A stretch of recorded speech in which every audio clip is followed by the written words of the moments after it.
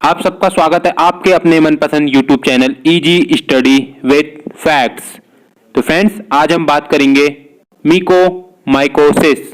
Mucormycosis क्या है, ये कैसे उत्पन्न होता है, ये हमें किस तरह से डैमेज करता है, ये हमारे शरीर के किस पार्ट को डैमेज करता है, कि क्यों, क्या, कैसे। मीकोमाइकोसिस के बारे में पूरी जानकारी मिलेगी आज आपको आपके अपने मनपसंद YouTube channel easy study with facts में।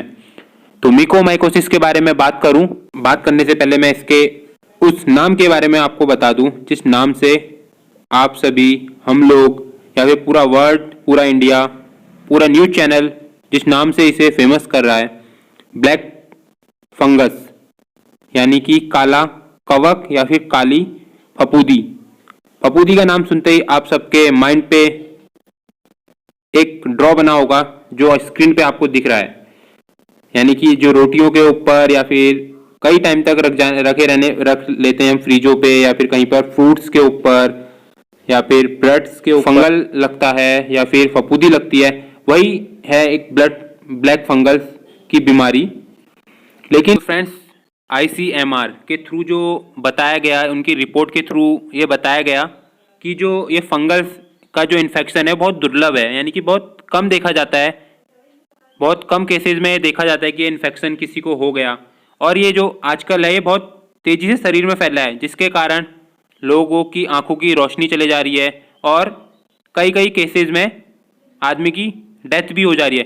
तो फ्रेंड्स, तो हम कैसे पता करें कि ये इन्फेक्शन किससे हुआ है। इसके कुछ खास सिम्टम्स हैं, जैसे आंखों में सूजन होना, आंखों के नीचे एरिया में सूजन होना, नाक का सूजना, नाक के चारों तरफ सूजना या फिर काला पड़ना, गले या होंठ के नीचे काला होना, सर में दर्द होना, आंखों का लाल पड़ना, या फिर आपके शरीर के किसी भी अंग में काला रंग के साथ सूजन होना।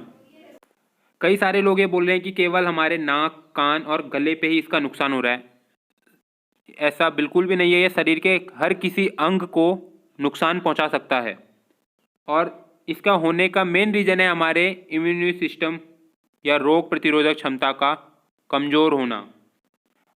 ये बीमारी पहले भी हुआ करती थी, लेकिन ये पहले केवल बुजुर्गों को और जिनका ट्रांसप्लांट किया गया हो, आप स्क्रीन में देख भी सकते हैं कि बुजुर्ग के हाथ पे ब्लैक फंगस हुआ है, और कीमोथेरेपी हुई हो जिसका ट्रांसप्लांट हुआ हो, या फिर वह मरीज हाई डायबिटीज़ का पेशेंट हो जिसका शुगर लेवल बहुत ज़्यादा रहता हो, उन लोगों को यह बीमारी पहले से भी हुआ करती थी।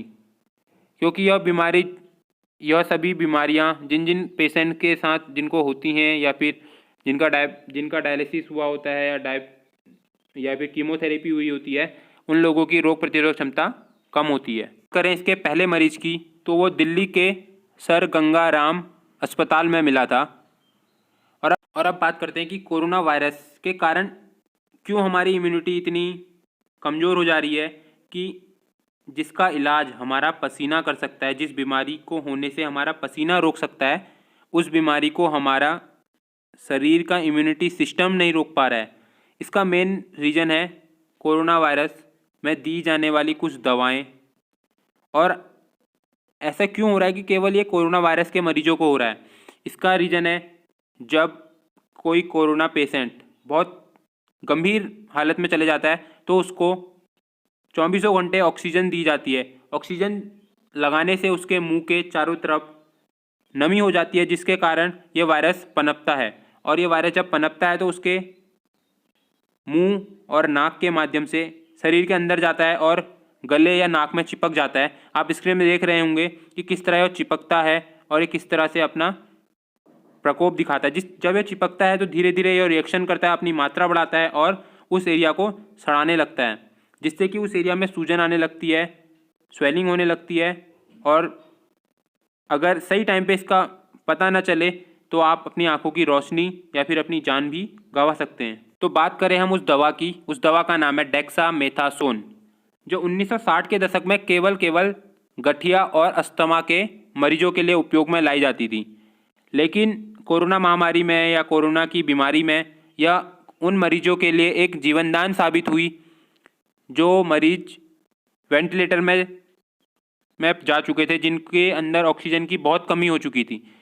ऑक्सीजन की कमी होने का रीज़न है हमारे शरीर में कोरोना वायरस और वाइट ब्लड सेल्स की अत्यधिक मात्रा हो जाना। जब कोरोना वायरस और वाइट ब्लड सेल्स की मात्रा अधिक हो जाती है हमारे फेफड़ों में, तो ऑक्सीजन जो है लेने में हमें बहुत प्रॉब्लम होती है, जिसके कारण डेथ भी हो सकती है और हमें हार्ट अटैक आने का भी खतरा बढ़ जाता है। अगर हमारे शरीर में कोरोना वायरस और वाइट ब्लड सेल्स अत्यधिक मात्रा में उत्पन्न हो जाएं तो हमें हार्ट अटैक आने का भी खतरा होता है। फ्रेंड्स, अगर ये बीमारी आपको हो जाए या फिर आपके आसपास किसी से हो जाए तो उनसे डरिएगा मत, क्योंकि ये बीमारी छुआछूत की बीमारी नहीं कि आप उन्हें छुएंगे या फिर उनके संपर्क में आएंगे तो आपको फैलेगी। यह बीमारी हवा के से फैलती है और आपके अगर इम्यूनिटी सिस्टम अच्छा है तो ये बीमारी आपको नहीं हो सकती। इसलिए अपने इम्यूनिटी सिस्टम के ऊपर वर्क कीजिए और अपने इम्यूनिटी सिस्टम को बिल्ड कीजिए। अगर आपका इम्यूनिटी सिस्टम अच्छा है तो आपको ये बीमारी होने का कोई भी चांस नहीं है। फ्रेंड्स, आपसे निवेदन है कि इस वीडियो को ज़्यादा से ज़्यादा शेयर कीजिएगा। उन लोगों तक इस वीडियो को शेयर कीजिए जो अभी कोरोना महामारी से जूझ रहे हैं या कोरोना की इस बीमारी से जूझ रहे हैं और या फिर कोरोना महामारी से ठीक हो चुके हैं। और निवेदन है कि प्लीज़ आप अधिक से अधिक शेयर करेंगे और इस महामारी से लोगों की जान बचाएंगे। आपका एक सहयोग किसी की जान बचा सकता है, इसलिए ज़्यादा से ज़्यादा शेयर कीजिएगा, लाइक कीजिएगा और आपने ये वीडियो अभी तक देखी उसके लिए थैंक यू।